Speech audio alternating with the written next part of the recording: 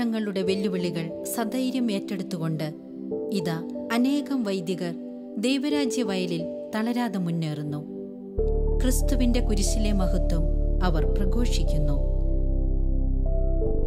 ഇത് ചങ്ങനാശ്ശേരി അതിരൂപതയിലെ പച്ച ചിക്കിടിക്കാട് ലൂർദുമാതാ ചർച്ചിലെ അസിസ്റ്റന്റ് വികാരി ഫാദർ ജെനി 20 കർത്താവിന്റെ പരിപാലനയിൽ ആശ്രയിച്ചുകൊണ്ട് മുന്നോട്ടു പോകുന്ന തന്റെ ദൈവവിളിയെക്കുറിച്ചും ഇടവക ജനത്തോടു കൂടെയായിരുന്നുകൊണ്ട് ദൈവരാജ്യത്തിലെ ശുശ്രൂഷകൾ നിർവഹിക്കുന്നതിനെക്കുറിച്ചും ജെനിയച്ചൻ നമ്മോട് പങ്കുവയ്ക്കുന്നു.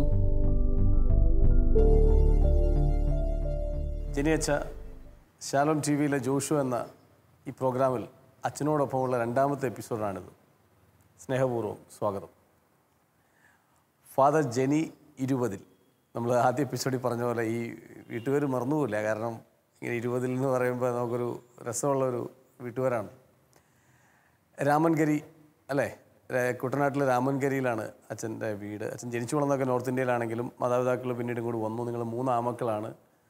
അപ്പോൾ അപ്പച്ചനും അമ്മച്ചിയും ഒക്കെ വന്നപ്പോൾ കൃഷിപ്പണിയൊക്കെ ആയിട്ട് സെറ്റിൽ ചെയ്തു. ധാരാളം ബുദ്ധിമുട്ടുകൾ ഒരുപക്ഷെ നാട്ടിൽ വന്നതിന് ശേഷം അനുഭവിക്കേണ്ടി വന്നു എന്ന് അച്ഛൻ ആദ്യ എപ്പിസോഡിൽ പറയുണ്ടായി. എങ്കിലും ഒരു ദൈവവിളിയിലേക്കുള്ള ആഗ്രഹം വളരെ ഉണ്ടായിരുന്നിട്ടും പിന്നീട് കേരളത്തിലെത്തിക്കഴിഞ്ഞപ്പോൾ ഇത്തിരി ആ ദൈവവിളിയെക്കുറിച്ചുള്ള ആഗ്രഹമൊക്കെ പോയെങ്കിലും കർത്താവ് ഹൃദയം കണ്ടിരുന്നു എന്നതിൻ്റെ ഏറ്റവും വലിയ തെളിവാണ് ദൈവം തന്നെ വളരെ ഭംഗിയായിട്ട് ഒരു OFM ഒരു കപ്പൂച്ചിൻ ബ്രദറിലൂടെ വീണ്ടും ആ സാധനത്തെ പിടിച്ചു ഉയർത്തുകയും കപ്പൂച്ചിൻ സഭയിലേക്ക് പോകാനുള്ളൊരു വഴി ഇങ്ങനെ നടന്നു തുടങ്ങുമ്പോഴാണ് വീണ്ടും ബന്ധുക്കളായ വൈദികരുടെയൊക്കെ ഒരു ഗൈഡൻസോടുകൂടി രൂപതയിൽ ചേരാൻ തീരുമാനിക്കുകയും അങ്ങനെ രൂപതാ വൈദികനായ പരിശീലനം കിട്ടി 2016 ഡിസംബർ മാസത്തിൽ വൈദികനായി.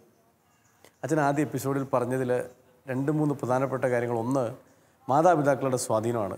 അമ്മയും അപ്പനും എന്തുമാത്രം വിശ്വാസത്തിൽ സ്വാധീനിച്ചിട്ടുണ്ട്.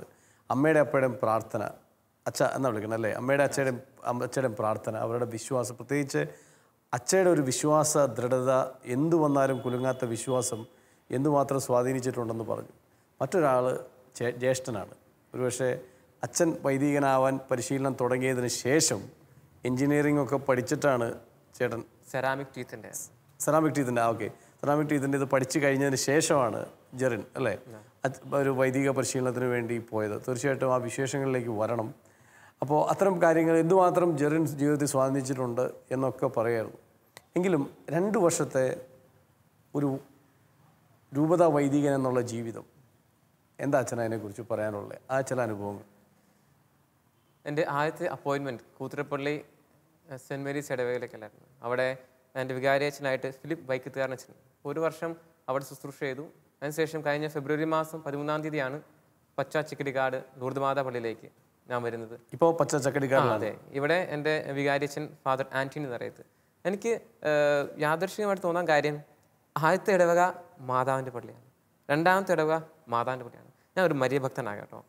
കാരണം സെമിനാരി വെച്ച് തന്നെ ഞങ്ങളുടെ സ്പിരിച്വൽ ഫാദർ, ഞങ്ങളുടെ കോടിക്കലച്ഛനുണ്ട്, ജോർജ് അച്ഛൻ വർഗീസ് കോടിക്കലച്ഛൻ. അച്ഛൻ ഞങ്ങളെ കൊന്ത കെട്ടാൻ പഠിപ്പിച്ചായിരുന്നു. ഈ കൊന്ത എൻ്റെ കയ്യിൽ എപ്പോഴും ഉണ്ട് കേട്ടോ. രാത്രി ഉറങ്ങുമ്പോൾ എൻ്റെ കയ്യിലില്ലെങ്കിൽ ബുദ്ധിമുട്ടാണ് എനിക്ക്. യാത്രയും എൻ്റെ കയ്യിൽ കാണും. നമുക്കറിയാം, ഇപ്പോൾ നമ്മുടെ ഒരു അവയവം നഷ്ടപ്പെട്ടില്ലേ നമുക്കൊരു തോന്നലില്ലേ, അതുപോലെ എനിക്ക് ഈ കൊന്ത കയ്യിലില്ലെങ്കിൽ അസ്വസ്ഥതയാണ്. എപ്പോഴും എൻ്റെ കൈ കൊന്തയുണ്ട്.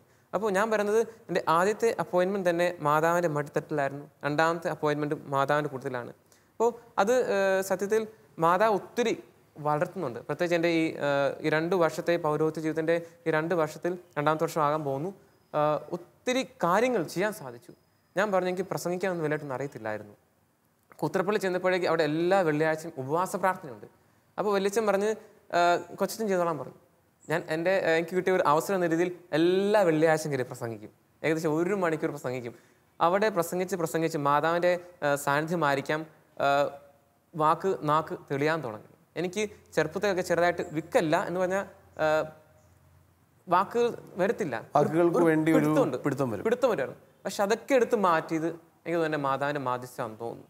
കാരണം കൂത്തുറപ്പള്ളി വെച്ചാൽ അങ്ങനെ ഒത്തിരി വെള്ളിയാഴ്ചകളിലൂടെ എനിക്ക് സംസാരിക്കാൻ തുടങ്ങി. ഞായറാഴ്ചകൾ പ്രസംഗങ്ങൾ എനിക്ക് ഒത്തിരി ധൈര്യത്തിൽ സംസാരിക്കാൻ തുടങ്ങി. അതിനുശേഷം കാച്ചാങ്കോട് അച്ഛനാണെങ്കിൽ ആദ്യത്തെ ഒരു ഓഫർ തരുന്നത് അച്ഛൻ്റെ ഇടവകയിൽ ധ്യാനിപ്പിക്കാൻ വേണ്ടി. ഞാനും എൻ്റെ ബാച്ചിലെ 2 അച്ഛന്മാരും കൂടി അച്ഛൻ്റെ ഇടവക 3 ദിവസത്തെ ധ്യാനം നടത്തുന്നു. സത്യത്തിൽ അത് എൻ്റെ വളർച്ചയുടെ ഭാഗമാണെന്ന് തോന്നുന്നു. ഇന്ന് പച്ച ചിക്കിടിക്കാട് പള്ളിയിലും എല്ലാ വെള്ളിയാഴ്ചയും ഉപവാസ പ്രാർത്ഥന ഉണ്ട്. അവിടെ ധ്യാന പ്രസംഗം നടത്താറുണ്ട്. കൂടാതെ കുന്നന്താനത്ത് അവിടെ LSDP സിസ്റ്റേഴ്സിൻ്റെ അവിടെ ഇടയ്ക്കിടയ്ക്ക് ധ്യാനിപ്പിക്കാൻ പോകാറുണ്ട്. അപ്പം അങ്ങനെ എനിക്ക് തോന്നുന്നത് ഈ 2 വർഷം കൊണ്ട് പരിശുദ്ധ അമ്മയുടെ സാന്നിധ്യം വഴി വചനം കുറേയൊക്കെ അധരങ്ങളിൽ നിൽക്കാൻ തുടങ്ങിയിട്ടുണ്ട്. ഞാൻ ശ്രമിച്ചിട്ടുണ്ട് ഒത്തിരി വചനം പഠിക്കാൻ വേണ്ടി. പക്ഷേ അത് സാധിച്ചില്ലെങ്കിൽ പോലും തന്നെ എൻ്റെ കഴിവിനപ്പുറത്ത് ഞാൻ അത്ഭുതം കാണുന്നുണ്ട്. കാരണം 1 മണിക്കൂർ 2 മണിക്കൂരൊക്കെ ഓഫ് ഹാൻഡ് വന്ന് സംസാരിക്കാന്ന് വെച്ച് കഴിഞ്ഞാൽ അത് എൻ്റെ കഴിവല്ല. ആരൊക്കെയോ വന്ന് ഇടപെടുന്നുണ്ട്. ഞാൻ എപ്പോഴൊക്കെ ഒരുങ്ങിപ്പോയിട്ടുണ്ട്, ആ സമയത്തൊന്നും എനിക്കൊന്നും ചെയ്യാൻ പറ്റിയിട്ടില്ല. ഒരുങ്ങി ആശ്രയിച്ചപ്പം പോയിട്ടുണ്ട്, അപ്പോഴൊക്കെ അത്ഭുതങ്ങളാണ് കാണുന്നത്. ഒത്തിരി അത്ഭുതങ്ങൾ. ഒത്തിരി ആൾക്കാർ പ്രാർത്ഥിക്കാം, അച്ഛാ പ്രാർത്ഥിക്കണമെന്ന്.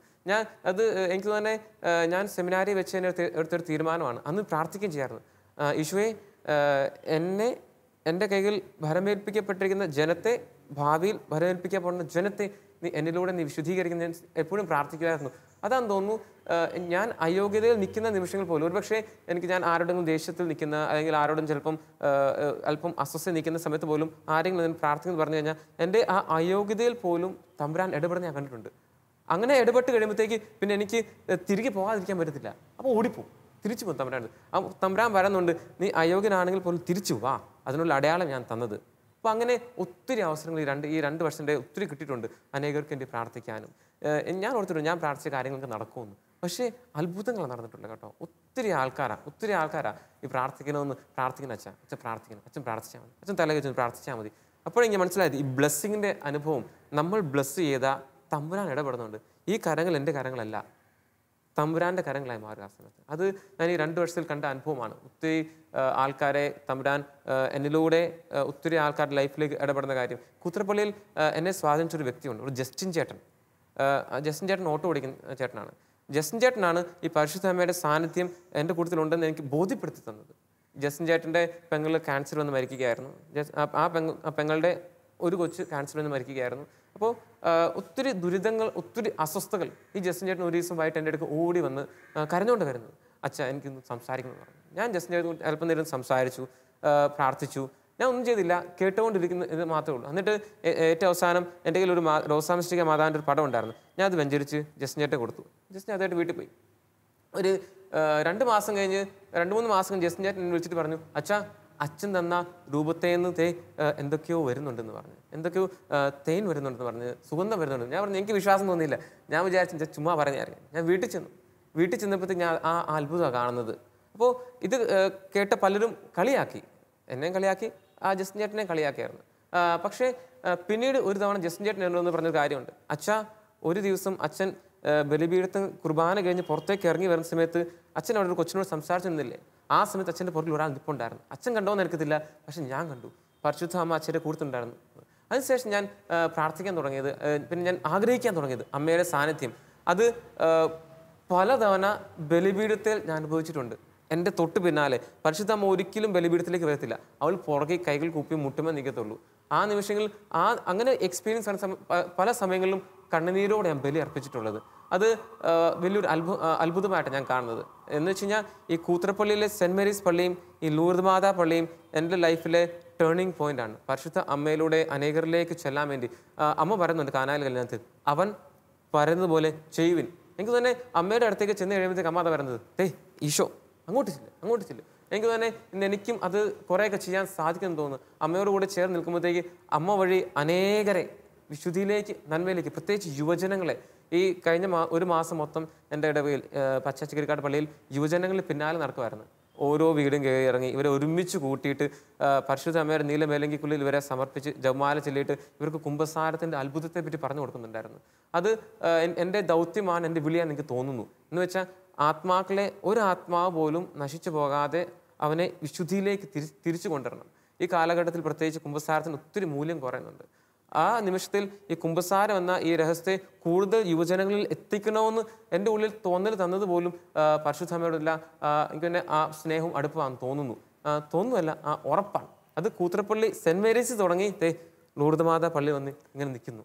അച്ഛൻ തീർച്ചയായിട്ടും ഏറെ സന്തോഷം. കാരണം അച്ഛന് ഈ മാതാവിൻ്റെ ഒരു വലിയൊരു സംരക്ഷണം അച്ഛനും ഉണ്ടെന്ന് മാത്രമല്ല, ആ ഒരു അച്ഛൻ്റെ ഒരു പാസ്റ്ററൽ ശുശ്രൂഷയിൽ, മറ്റുള്ളവരിലേക്കുള്ള ഒരു പൗരോഹിത്യ ശുശ്രൂഷയിൽ മാതാവും അച്ഛനും വലിയൊരു തുണയാവുന്നു എന്നുള്ളതാണ് അച്ഛൻ്റെ ഈ പ്രാർത്ഥനയുടെ ഒക്കെ അർത്ഥം. തീർച്ചയായിട്ടും ജസ്റ്റിൻ ചേട്ടൻ്റെ ഒരു ജീവിതാനുഭവം തീർച്ചയായിട്ടും അതിനൊരു വലിയൊരു തെളിവാണ്. പക്ഷേ ആളുകൾ ഒരുപക്ഷെ ഇന്ന് ഈ തേനും പാലും ഒക്കെ ഒഴുകണമെന്ന് പറഞ്ഞ് നാട് മുഴുവൻ ഓടി നടക്കുന്ന സാഹചര്യങ്ങൾ തീർച്ചയായിട്ടും അപക്വമായ സാഹചര്യങ്ങളുണ്ട്, പക്വമായ സാഹചര്യങ്ങളുണ്ട്. പക്ഷേ മാതാവ് ഇന്നും ജീവിക്കുന്നുവെന്നും ഇന്നും സാന്നിധ്യം അറിയിക്കുന്നു എന്നുള്ളത് ഒരു യാഥാർത്ഥ്യം തന്നെയാണ്. അതിനകത്ത് ആർക്കും ഡിബേറ്റ് ഇല്ല. തീർച്ചയായിട്ടും നാളെ ഇന്നത്തെ എന്താണ് ഇപ്പോൾ നമ്മളെ ഇപ്പോൾ ഉള്ള സ്ഥലത്തിൻ്റെ പേരിന് അച്ഛൻ ഇടവക പച്ചച്ചക്കടിക്കാട്, അത് മാതാവിൻ്റെ പള്ളിയാണ്. അവിടെ കഴിഞ്ഞിട്ട് അച്ഛൻ നാളെ മാതാവിൻ്റെതല്ലാത്തൊരു പള്ളിയിൽ പോയാലും മാതാവ് അച്ഛൻ്റെ കൂടെ തീർച്ചയായിട്ടും ഉണ്ടാവും. അതിലേക്കുള്ളൊരു വഴിയൊരുക്കമാണ് ഇത് എന്നുള്ള ബോധ്യം അച്ഛനുണ്ടായാൽ മതി. തീർച്ചയായിട്ടും അത് അച്ഛനെ സഹായിക്കുന്നുണ്ടെന്നാണ് അച്ഛൻ്റെ വാക്കുകളിൽ നിന്ന് തന്നെ നമുക്ക് മനസ്സിലാവുന്നത്. എൻ്റെ ഇവിടെ ഒരു ചോദ്യം, ഞാൻ ഒരു കാര്യം ഈ മാതാവിനെ കുറിച്ച് പറഞ്ഞപ്പോൾ വീണ്ടും അമ്മയെക്കുറിച്ച് പെട്ടെന്ന് ഓർത്ത്. അപ്പോൾ നമ്മൾ അപ്പച്ചൻ്റെ അമ്മച്ചിനും പേരൊന്നും പറഞ്ഞില്ല. പപ്പ സണ്ണിച്ചൻ, അമ്മ സോഫിയാമ്മ. തീർച്ചയായിട്ടും ഇത് സണ്ണിച്ചൻ പപ്പയും സോഫിയ അമ്മയും ഒരു വലിയ നല്ല മാതൃക മാതാപിതാക്കളാണെന്ന് കേൾക്കുമ്പോൾ തന്നെ അറിയാം. ഇത് അനേകം മാതാപിതാക്കൾക്ക് പ്രചോദനമാവട്ടെ. തിരിച്ച് ജെറിനിലേക്കൊന്ന് വന്നാൽ, എങ്ങനെയാണ് ജ്യേഷ്ഠൻ ഈ ദൈവവിളി തിരിച്ചറിയാനുണ്ടായ സാഹചര്യം? എന്തോ അച്ഛൻ പറയാൻ ശ്രമിച്ചിരുന്നു, അപ്പോഴേക്കും നമ്മൾ മറ്റു പലതിലേക്കും പോയതുകൊണ്ട്. എന്താണ് അച്ഛൻ അത്തരത്തിൽ, ഇത് അച്ഛൻ്റെ കാര്യമല്ല, എന്നാലും സഹോദരൻ്റെ ആ ഒരു ദൈവവിളിയും കൂടി ഇത്തരത്തിലേക്ക് വരുന്നു, അത് അച്ഛൻ്റെ പൗരോഹിത്യത്തെ ഒന്നുകൂടെ ബലപ്പെടുത്താൻ സഹായിച്ചിട്ടുണ്ട് എന്ന അച്ഛൻ്റെ വാക്കുകളിൽ ക്ലിയറാണ്. എൻ്റെ ഫിലോസഫി പഠന കാലഘട്ടത്തിലാണ് ജ്യേഷ്ഠ സെമിനാരിൽ പോകണം ഇങ്ങനെ ആഗ്രഹം വരുന്നത്. ശരിക്കും ചേട്ടൻ ഒത്തിരി മാറിപ്പോയി എന്ന് പറയുമ്പോഴത്തേക്ക് അതുപോലെ ഒരു വ്യക്തിക്ക് മാറാൻ പറ്റും എനിക്കതിന് സംശയമാണ്. ഇത്രമാത്രം എങ്ങനെയാണ് അങ്ങനെ ഒരു സാഹചര്യം ഉണ്ടായത്? അത് ഈശോയെ അറിഞ്ഞത് മാത്രമാണ്, ഈശോ അറിഞ്ഞുകൊണ്ട് മാത്രമാണ്. ചേട്ടൻ +2 പഠനത്തിന് ശേഷം ചേട്ടന് വീട്ടിൽ സാമ്പത്തികമില്ല, അതുകൊണ്ട് എന്ത് കോഴ്സ് ചെയ്യണം, എന്നാ പഠിക്കണം ഒന്നും അറിയത്തില്ല. അങ്ങനെ നിൽക്കുമ്പോഴാണ് സ്വന്തമായിട്ട് ചേട്ടൻ തിരുവല്ല തന്നെ പോയി ഒരു ജോലി ചെയ്യുന്നു, ഒരു സെയിൽസ്മാൻ്റെ ജോലി ചെയ്യുന്നു. വലിയ ശമ്പളമൊന്നുമില്ല, കഷ്ടപ്പാട് മാത്രമായിരിക്കും. അവിടെ വെച്ച് ചേട്ടൻ ജീസസിലേക്ക് പതുക്കെ വരുന്നു. അതിനുശേഷം അങ്ങനെ നിൽക്കുമ്പോഴാണ് ചേട്ടൻ നമ്മുടെ ഈ സെറാമിക് ടീത്തിൻ്റെ ഇത് പഠിക്കാൻ വേണ്ടി ആഗ്രഹിക്കുന്നതും അത് പഠിക്കുന്നു. ഒരു തവണ ചെറിയൊരു അനുഭവമുണ്ട്. ചേട്ടൻ എറണാകുളത്ത് ഇവിടുന്ന് പിന്നെ എറണാകുളത്തേക്ക് പോയത് ജോലിക്ക്. എറണാകുളത്ത് ജോലി ചെയ്തുകൊണ്ടിരുന്ന സമയത്ത് ഒരു ദിവസം നാട്ടിലേക്ക് വന്നുകൊണ്ടിരിക്കുക, വീട്ടിലേക്ക് വരുന്ന സമയത്ത് ട്രെയിനിൽ വെച്ച് ഈ ചേട്ടൻ ഒരു ഭിക്ഷക്കാരനെ കാണുന്നുണ്ട്. ഒരു പാവപ്പെട്ട ഒരു അച്ചായനെ കാണുന്നുണ്ട്. അദ്ദേഹം മൊത്തം അഴുക്ക് പിടിച്ച്, അദ്ദേഹത്തിന് കണ്ണ് കാണാൻ പറ്റത്തില്ല ചേട്ടൻ പറഞ്ഞത്, സംസാരിക്കാൻ കഴിവില്ല ചേട്ടൻ പറഞ്ഞത്. എല്ലാവരുടെ അടുത്ത് പോയി എന്തെങ്കിലും സ്വരം ഉണ്ടാക്കി, എന്തോ ഒരു പുള്ളിക്ക് പറ്റുന്ന സ്വരം ഉണ്ടാക്കി തട്ടുന്നുണ്ട്. ഈ പുള്ളിയുടെ ദുർഗന്ധം കാരണം ആൾക്കാരൊക്കെ ഈ പുള്ളിക്കാരൻ ട്രെയിനെ മാറ്റി നിർത്തുകയാണ്. അപ്പോഴേക്ക് ചേട്ടൻ ഇരിക്കാൻ സീറ്റില്ലാത്ത കാരണം ഡോറിൻ്റെ അവിടെ നിന്നത്. ചേട്ടൻ്റെ അടുത്തേക്ക് വന്നപ്പോഴത്തേക്ക് ചേട്ടൻ്റെ ഉള്ളിൽ ഒരു തോന്നൽ, ഇത് ഈശോയാണ്, ഈശോയെ ഉപേക്ഷിക്കാൻ പറ്റത്തില്ല. ചേട്ടൻ എന്ത് ചെയ്തു, അവിടെ നിന്ന് ഈ പുള്ളിക്കാരന് ചായയും ബിസ്ക്കറ്റും വാങ്ങിച്ചു കൊടുത്തു. അപ്പോഴേക്ക് പിന്നെ അടുത്ത തോന്നൽ, ഈ പുള്ളിക്കാരനെ ഇങ്ങനെ ചായയും ബിസ്ക്കറ്റും ഒന്നും ആകത്തില്ല.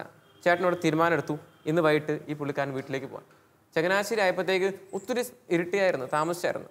അപ്പോഴേക്ക് ചേട്ടൻ അവിടെ ഇറങ്ങി ഈ പുള്ളിക്കാരനെ ഇറക്കി, ഈ പുള്ളിക്കാരൻ്റെ ഭാണ്ഡം ചേട്ടൻ തോളെ വെച്ചിട്ട് ഈ പുള്ളിക്കാരനെ പിടിച്ച് നടക്കുവാണ്. അപ്പോൾ ചേട്ടൻ പറഞ്ഞൊരു കാര്യമുണ്ട്, എല്ലാവരും എന്നെ നോക്കിക്കൊണ്ടിരിക്കുകയായിരുന്നു, പക്ഷേ അവിടെ ഒന്നും എനിക്കൊരു നാണോ അസ്വസ്ഥയും തോന്നിയില്ല. കാരണം എൻ്റെ കൂട്ടത്തിൽ ആരാ? ഈശോയാണ്. പിന്നെ അവിടെ നിന്ന് ഓട്ടോ കയറ്റി ചങ്ങനാശ്ശേരി KSRTC സ്റ്റാൻഡിൽ വന്നപ്പോഴത്തേക്ക് എല്ലാവരും ചേട്ടൻ നോട്ട് ചെയ്യുന്നുണ്ട്. രാത്രി സമയമാണ്. അപ്പോഴേക്കും അവിടെ നിന്ന് പോലീസുകാരൊന്ന് ചോദിച്ചു, എന്താ ഈ പുള്ളിക്കാരൻ ആരാ, എങ്ങോട്ടാന്ന് ചോദിച്ചു. അപ്പോൾ ചേട്ടൻ പറഞ്ഞു, ഈ കാര്യം പറഞ്ഞു. അപ്പോഴേക്ക് ആ പോലീസുകാർ കളിയാക്കുകയല്ല ചെയ്തത്, നേരെ മറിച്ചവർ പറഞ്ഞ്, നിന്റെ നല്ല മനസ്സ് നല്ലതാണ്, ഓക്കെ, ഞങ്ങൾ ഹൈവേ പോലീസിനെ വിളിച്ചു തരാമെന്ന് പറഞ്ഞു. ഹൈവേ പോലീസ് വന്നു, ചേട്ടനെയും ഈ പുള്ളിക്കാരനെയും ജീപ്പിനകത്ത് കയറ്റി അവർ പോകുന്ന വഴിക്ക് ചോദിച്ചു, നമുക്ക് എങ്ങോട്ടാണ് പോകേണ്ടതെന്ന് ചോദിച്ചു. ചേട്ടൻ പറഞ്ഞു, ഞാൻ വീട്ടിലേക്ക് ഈ പുള്ളിക്കാരനെ കൊണ്ടുപോകാൻ പറഞ്ഞു. അപ്പോൾ പോലീസുകാരൻ പറഞ്ഞ്, വീട്ടിലേക്ക് കൊണ്ടുപോകാൻ പറ്റത്തില്ല മോനെ, പകരം ഇവിടെ ചങ്ങനാശ്ശേരി ഒരു സെൻ്റർ ഉണ്ട് ആകാശപ്പറകളുടെ, അവിടെ കൊണ്ടാക്കാമെന്ന് പറഞ്ഞു. അങ്ങനെ ഈ അച്ചായനെ അവിടെ കൊണ്ടാക്കി, രാത്രിക്ക് മിച്ചമുണ്ട സ്വല്പം കഞ്ഞി കൊടുപ്പിച്ചു. അവിടെ ആക്കിയ ശേഷം ഈ പോലീസുകാർ ചേട്ടനെ വീട്ടിൽ രാമഗിരി കൊണ്ട് ഇറക്കി. അത് ഈ കാര്യം ചേട്ടൻ എന്നോട് ഷെയർ ചെയ്തപ്പോൾ എനിക്ക് എൻ്റെ ദൈവവിളി ഒത്തിരി സപ്പോർട്ട് ചെയ്തു. കാരണം മറ്റുള്ളവരിൽ ഈശോയെ കാണാൻ സാധിക്കും. അങ്ങനെയാണെങ്കിൽ ഞാൻ ഫെർട്ടേണിറ്റിയിലേക്ക് കാലുപ്പ് വെക്കുന്നത്. എൻ്റെ ഫിലോസഫി ഫസ്റ്റ് ഇയറിൽ സംഭവം നടക്കുന്നത്, ഞാൻ സെമിനാരി വന്ന സമയത്ത്. അങ്ങനെ ഫെർട്ടേണിറ്റിയുടെ വിസിറ്റിന് ഒത്തിരി ജീസസ് ഫെർട്ടേണിറ്റി ജയിൽ മിനിസ്ട്രി ഏകദേശം കേരളത്തിൽ 35 ജയിലുകളോളം പോയിട്ടുണ്ട്. അതുപോലെ തന്നെ കോട്ടയത്തുള്ള മെഡിക്കൽ കോളേജ് ആയാലും അവിടെ എല്ലാം പോകുമ്പോഴത്തേക്ക് ഈ നമ്മുടെ പി തോമസ് നവജീവന് പോയി ശുശ്രൂഷ ചെയ്യുന്ന സമയത്തും ഡീക്കനായിരിക്കും ഞാൻ പോയിട്ടുണ്ട് അവിടെ. അപ്പോൾ അവിടെയൊക്കെ ഇവരുടെ ഈ വ്രണങ്ങൾ തുറയ്ക്കുമ്പോഴും അവരോട് കൂടിയിരിക്കുമ്പോഴും സത്യത്തിൽ ചേട്ടൻ പറഞ്ഞ കാര്യമാണ് ഈശോയെ മറ്റുള്ളവരിൽ കാണാൻ സാധിച്ചത്. അത് എൻ്റെ ദൈവവിളി ഒത്തിരി സപ്പോർട്ട് ചെയ്യും. ഇപ്പോൾ ഒരാൾ വന്ന് എന്നോട് ദേഷ്യപ്പെടുകയോ എന്നെ എതിർക്കുകയോ ചെയ്തു കഴിഞ്ഞാൽ പോലും ആ വ്യക്തി അംഗീകരിക്കാൻ സാധിക്കുന്നുണ്ട്. അവിടെയൊക്കെ ചേട്ടൻ പറഞ്ഞൊരു കാര്യമുണ്ട്, അത് ഫ്രാൻസിസ് അസീസിയുടെ ലൈഫ് ചേട്ടൻ ഒരു പറഞ്ഞായിരുന്നു. ഫ്രാൻസിസ് അസീസി ഒരു തവണ പാടത്തിൻ്റെ വരമ്പത്തിലൂടെ നടന്നു വരുമ്പോഴത്തേക്ക് ഓപ്പോസിറ്റ് നിന്ന് ഒരു കൃഷിക്കാരൻ നേരെ ഓടി വന്നിട്ട് പറയുന്നുണ്ട്, ഫ്രാൻസിസ് ഓക്കെ നല്ലതാണ്, പക്ഷേ നീ വിശുദ്ധിയിൽ ജീവിക്കണമെന്ന് പറഞ്ഞ് തിരുത്തിയിട്ട് പോകുന്നുണ്ട്. അപ്പോൾ ഉടനെ ഫ്രാൻസിസ് ലിയോട് വരുന്നുണ്ട്, പാടത്തു നിന്നു ഈശോ വന്ന് എന്നെ തിരുത്തിയിട്ട് പോയത് കണ്ടോന്ന്. അപ്പോൾ ഈ കാര്യം ചേട്ടൻ പറഞ്ഞപ്പോൾ ചേട്ടൻ പറഞ്ഞത്, നിന്റെ മുന്നിൽ ഏത് രൂപത്തിൽ മനുഷ്യൻ വന്നാലും അവിടെ എല്ലാം അവരുടെ കണ്ണുകളിൽ നിങ്ങൾക്ക് ഈശോയെ കാണാൻ സാധിക്കണം.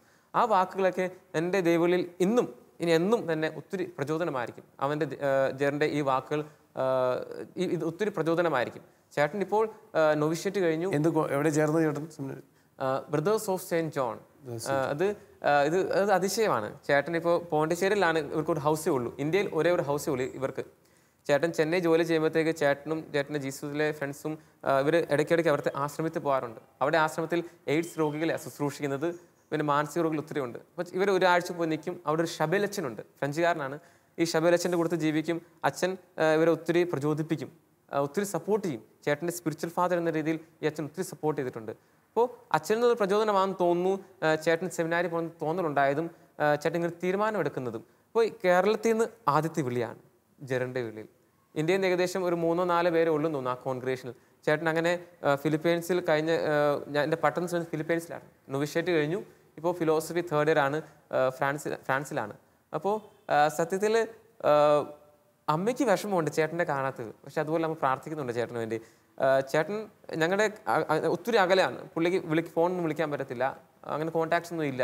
എന്നുവെച്ചാൽ വീട്ടിൽ നിന്ന് പറിച്ച് മാറ്റിക്കഴിഞ്ഞു. ഇനിയും കർത്താവിന് വേണ്ടി എവിടെയെങ്കിലുമൊക്കെ പോയി ശുശ്രൂഷ ചെയ്യും എന്ന് പറയുമ്പോഴത്തേക്ക് അവൻ്റെ വിളി, ചേട്ടൻ്റെ വിളി എന്നെ ഇന്ന് നിലനിൽക്കാൻ ഒത്തിരി സഹായിക്കുന്നുണ്ട്. എൻ്റെ സെമിനാരി ജീവിതത്തിൽ 12 വർഷത്തെ കാലഘട്ടത്തിൽ പലതവണ ഞാൻ ചിന്തിച്ചിട്ടുണ്ട്, എന്നെക്കൊണ്ട് പറ്റുന്ന ജോലിയല്ലെന്നത്. കാരണം ഒത്തിരി സ്ട്രഗിൾ ഉണ്ടാകാറുണ്ട്. ആൾക്കാർ പറയും ചുമ്മാ ഇരുന്നാൽ പോരെ, കുഴപ്പമൊന്നുമില്ലല്ലോ എന്ന്. പക്ഷെ ഒന്നുമല്ല, ഒത്തിരി ശാരീരികമായിട്ട് രോഗം ഉണ്ടാകുമ്പോൾ, അസ്വസ്ഥതകൾ ഉണ്ടാകുമ്പോൾ ഒത്തിരി തവണ ചിന്തിച്ചിട്ടുണ്ട്. പഠിക്കാൻ പറ്റാതെ വരുമ്പോഴത്തേക്ക്, ബന്ധങ്ങൾ ഉണ്ടാകുമ്പോഴത്തേക്ക് ഞാൻ ചിന്തിച്ചിട്ടുണ്ട് എനിക്ക് പറ്റത്തില്ല, തിരിച്ചു പോകണം. പക്ഷേ അവിടെയൊക്കെ എന്നെ പിടിച്ച് നിർത്തിയത് അമ്മയുടെ പ്രാർത്ഥന, ചേട്ടൻ്റെ സപ്പോർട്ട്, ഒത്തിരി സപ്പോർട്ട് ചെയ്യായിരുന്നു. വിളിക്കുമ്പോഴൊക്കെ ഉപദേശിക്കും. ലെറ്റർ എഴുതുമ്പോഴത്തേക്ക് ആ ലെറ്ററൊക്കെ ഞാൻ ഇന്നും ഒരു മെഡിറ്റേഷൻ നോട്ട് എന്ന രീതിയിൽ എൻ്റെ ഇപ്പോഴും ഉണ്ട്. ഒത്തിരി സപ്പോർട്ട് ചെയ്യായിരുന്നു. ഇതൊക്കെ ആണെന്ന് തോന്നുന്നു, പ്രാർത്ഥനയാണെന്ന് തോന്നുന്നു ഇത്രയും നാളും ഇതുവരെയും ഇനി മുന്നോട്ടും പിടിച്ചു ചെയ്താൻ സഹായിക്കുന്നത്. അച്ഛൻ്റെ സ്വന്തം ജ്യേഷ്ഠൻ ജെറിനെ കുറിച്ച് പറയുമ്പോൾ ഉള്ള ആ ഒരു വാക്കുകളും ഇതൊക്കെ ഞാൻ ശ്രദ്ധിക്കുകയായിരുന്നു. തീർച്ചയായിട്ടും അതൊരു വലിയ ബന്ധം തന്നെയാണ്.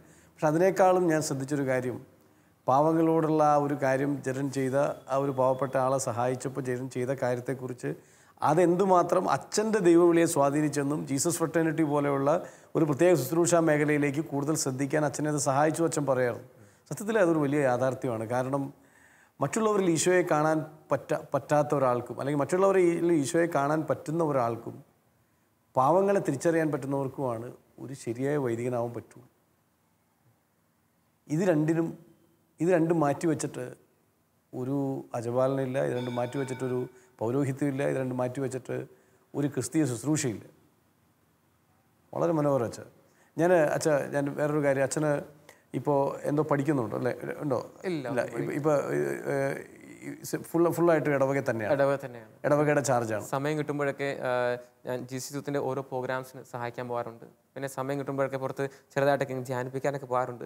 ബാക്കി സമയത്ത് ഇടവക സ്കൂളുണ്ട്. സ്കൂളിലെ ഡിസിപ്ലിൻ്റെ കാര്യത്തിലൊക്കെ ആയിട്ട്, പിന്നെ ഇടവക കൂട്ടായ്മകൾ, ഒത്തിരി ജോലിയുണ്ട് ഇടവക തന്നെ. ഞങ്ങളുടെ വികാരിച്ചൻ ആ കാര്യത്തിൽ ഒത്തിരി നല്ലൊരു പാസ്റ്ററാണ് ആൻ്റണി അച്ഛൻ. അച്ഛൻ്റെ കാഴ്ചപ്പാടുകൾ ഒത്തിരി സ്വാധീനിക്കുന്നുണ്ട്. അച്ഛൻ ഇടവകയിലെ ഓരോ മുഴുവൻ പേരോ ആന്റണി നിരയത്ത്. അച്ഛൻ ഓരോ കൂട്ടായ്മ, ഓരോ വീട് കൃത്യം ഇനി എങ്ങനെ പഠിക്കുന്ന അറിയത്തില്ല.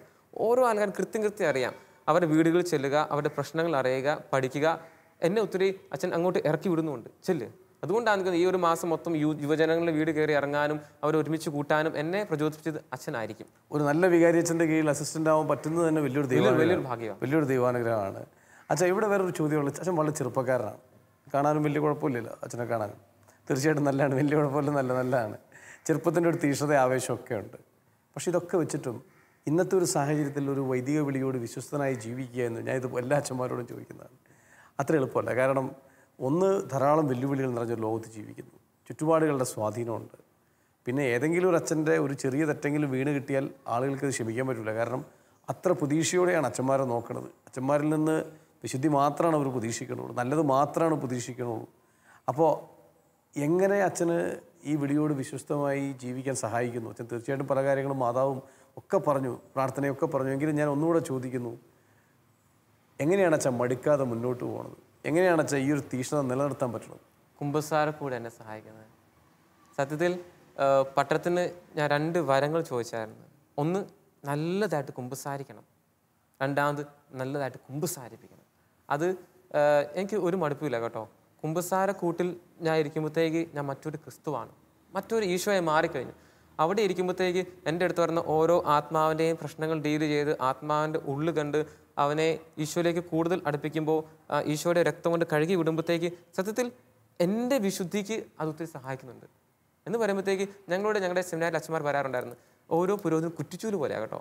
മുറ്റടിക്കുന്ന കുറ്റിച്ചു പോലെ നമ്മളെല്ലാ ജീവിതങ്ങളുടെയും അടിച്ചടിച്ചടിച്ച് വൃത്തിയാക്കും. പക്ഷെ നമ്മുടെ തുമ്പ് എങ്ങനെ ഇരിക്കുന്നത്?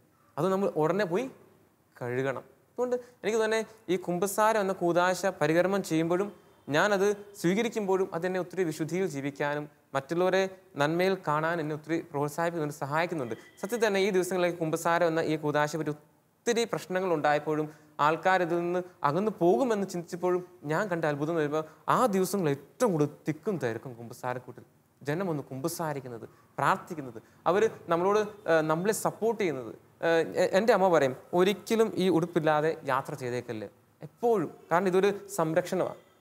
രണ്ടാമത് ഞാൻ മനസ്സിലാക്കിയ കാര്യമാണ്, കുമ്പസാരക്കൂട്ടിൽ നിന്ന് എപ്പോൾ ഒരു വൈദികൻ്റെ ബന്ധം ഇല്ലാതായി തീർന്നു, അല്ലെങ്കിൽ ഒരു കുമ്പസാരത്തിൽ നിന്ന് അകന്നു പോവുകയോ കുമ്പസാരിപ്പിക്കാൻ മടുപ്പ് കാണിക്കുന്ന വൈദികരായിരിക്കും പലപ്പോഴും തിന്മയിൽ ചെന്ന് വീഴുന്നത്.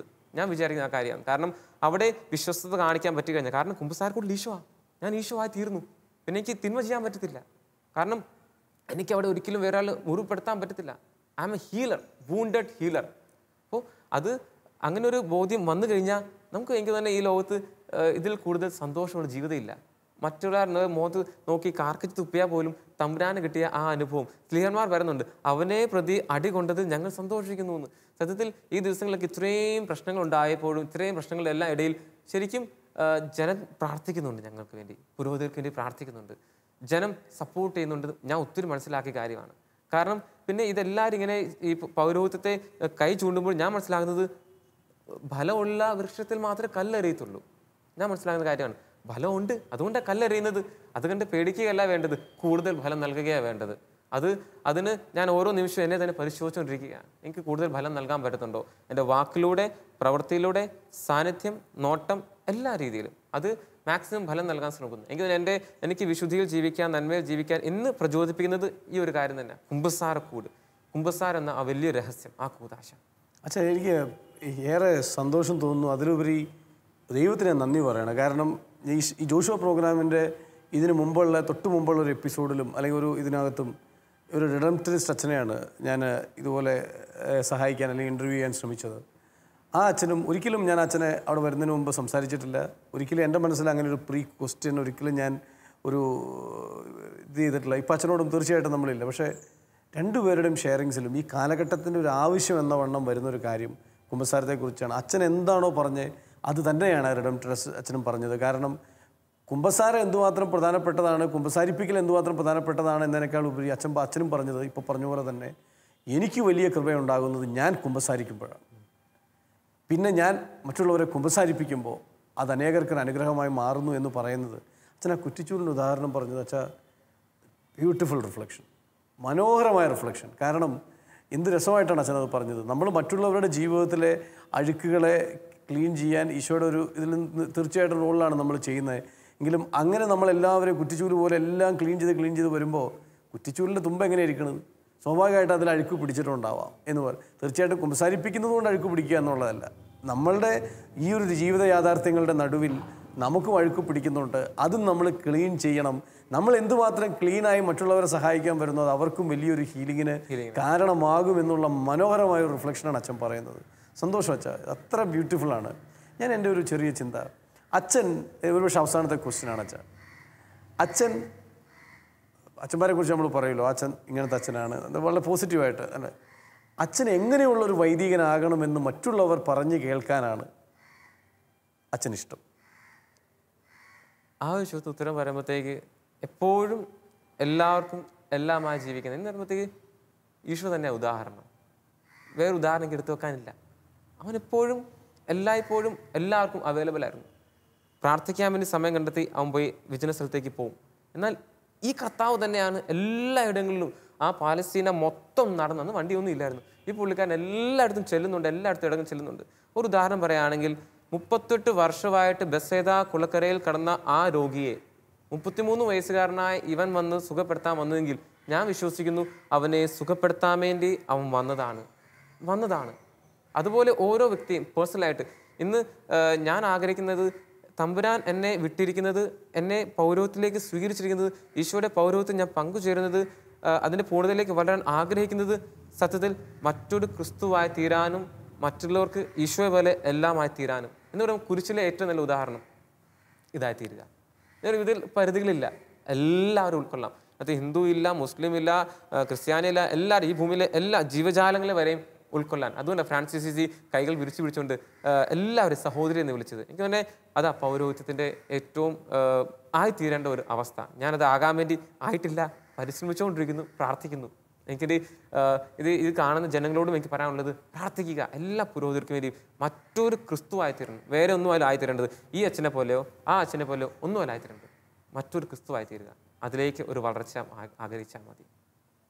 ഒരുപക്ഷെ വടക്കേ ഇന്ത്യയിൽ ജനിച്ചു വളർന്ന് രാമൻകരി അല്ലേ, രാമൻകരിയിൽ വീണ്ടും വിശ്വാസത്തിൻ്റെ ഒരു രൂപപ്പെടൽ നടന്ന് ചങ്ങനാശ്ശേരി രൂപത പോലെ അതിമനോഹരമായ രൂപതയുടെ ഭാഗമായി വൈദികനായി ജീവിക്കുന്നു. അമ്മയും അച്ഛയാണ് ഇപ്പോഴും ഏറ്റവും വലിയൊരു പ്രാർത്ഥനാ സോഴ്സ്, ഏറ്റവും വലിയൊരു പ്രാർത്ഥനാ സോഴ്സ്. ജ്യേഷ്ഠൻ്റെ സ്വാധീനം തീർച്ചയായിട്ടും അനിയനും അത്തരത്തിൽ സഹായിക്കുന്ന ഒരാൾ തന്നെയാവുമെന്ന് ഞാൻ വിചാരിക്കുന്നു. സ്നേഹമാണ്. എന്തായാലും ഏറ്റവും അവസാനം പറഞ്ഞതുപോലെ എല്ലാവർക്കും എല്ലാമായി തീരുക. ഒറ്റ മോഡലുള്ളൂ, ക്രിസ്തു കുരിശിൽ എല്ലാവരെയും ഉൾക്കൊണ്ടതുപോലെ എല്ലാവരെയും, അച്ഛൻ ഉപയോഗിച്ച വാക്കുകൾ ഞാൻ ആവർത്തിക്കുന്ന ജാതി മത ഭേദമന്യേ ഹിന്ദു എന്നോ മുസ്ലിം എന്നോ ക്രിസ്ത്യാനി എന്നോ ഒന്നും വ്യത്യാസമില്ലാതെ എല്ലാവരെയും ഉൾക്കൊള്ളുന്ന ക്രിസ്തുവായി തീരുന്ന ഒരു യഥാർത്ഥ ക്രിസ്തുവായി ജീവിക്കാൻ അച്ഛന് സാധിക്കട്ടെ. അച്ഛൻ്റെ ഈ പങ്കുവെക്കലുകൾക്ക് നന്ദി. എനിക്ക് എടുത്തു പറയാതിരിക്കാൻ പറ്റാത്തൊരു കാര്യം, അച്ഛൻ വാഗൊണ്ടല്ല സംസാരിച്ചത്, ഹൃദയം കൊണ്ടാണ്. എന്നും ഈ ഹൃദയം കൊണ്ട് സംസാരിക്കുന്ന, മറ്റുള്ളവർ ഉൾക്കൊള്ളുന്ന, മനസ്സിലാക്കുന്ന നല്ല ഒരിടയനായി ജീവിക്കാൻ അച്ഛനിടയാവട്ടെ. Thank you. ശിമയോനും യാക്കോബും യോഹന്നാനും വലകഴുകും വലക്കാരും വഞ്ചിക്കാരും.